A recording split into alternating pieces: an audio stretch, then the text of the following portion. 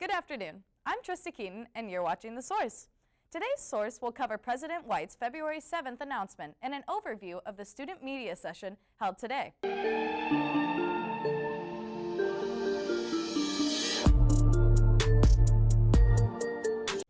DePauw administration announced on Wednesday at 11:30 a.m. that they have received $150 million from an anonymous donor and $50 million in matched donations from DePauw supporters, resulting in DePauw's biggest donation. This donation is meant to support the Bold and Gold initiative, with $64 million going to the Creative School and $750,000 going into the Endowment. DePauw administration wanted to celebrate this giant donation, however, students are still confused. Why has the 3% tuition increase remained? We asked DePauw administration in a student media session held today. The two things are not related necessarily. So the $200 million in gifts, the overwhelming majority of those donations will go to our endowment. And I sent you all an article about what an endowment is. So you know, an endowment really is an investment in the university over the course of the university's history in perpetuity. Tuition is really about making sure that we can run the day-to-day operations of the university. And all of us are aware that the cost of doing business for everything has gone up, right? The cost of keeping the lights on, making sure that we are appropriately able to compensate our faculty and staff. All of those parts and pieces go into our ability to run the university day-to-day. So hence the reason for an increase in tuition.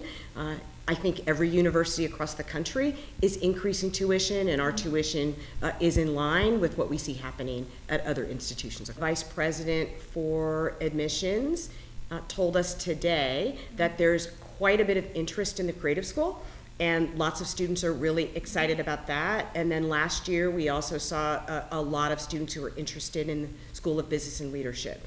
And I would just say nationally that we are getting a lot of attention from other institutions. So as a president, I interact with other presidents, and they're really interested in the ways in which DePauw is articulating a reimagination of the liberal arts for the 21st century. So this is really about reinforcing that we will always be a liberal arts college, and leaning in, as I always say, to preparing you all to succeed not only in the jobs of today, but the jobs that we can't even imagine for tomorrow. We now move into the War Room with PAC student and researcher Jake Wood. Thanks, Trista, and welcome to the War Room.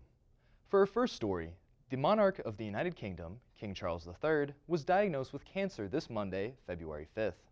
Buckingham Palace announced the news but did not specify any details of the cancer, besides assuring to clarify that he did not have prostate cancer.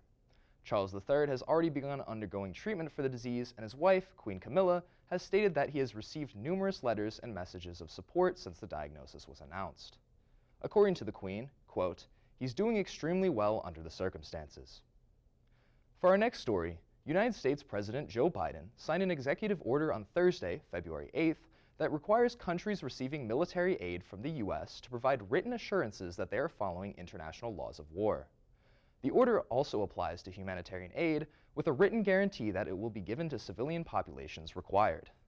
This development comes amidst consistent unrest in the U.S. opposing the country's military support for Israel's military operation in the Gaza Strip, which has been widely condemned for its blatant human rights violations. Biden himself has also admitted that Israel had gone, quote, over the top with regards to its invasion of Gaza. Whether these guarantees will actually matter for U.S. policy is a matter of debate, but it is the first actual piece of legislation aimed at modifying the U.S. approach to the Israel-Palestine conflict. Also in Middle East-related news, the United States Armed Forces announced on Wednesday, February 7th, that a drone strike had killed a top commander of an Iranian-backed militant group in Iraq. Military officials stated that Abu Bakr al-Sadi, a high-ranking officer of the militant group Kataib Hezbollah, was killed when a drone missile struck his vehicle in the Mashtal neighborhood of Iraq's capital, Baghdad.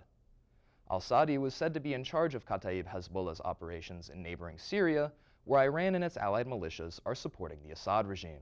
The strike comes after an attack by another Iranian allied militia killed 3 U.S. troops in Jordan last month. That's all for the War Room, and be sure to follow us on all social medias at D3TV to stay updated on the real news.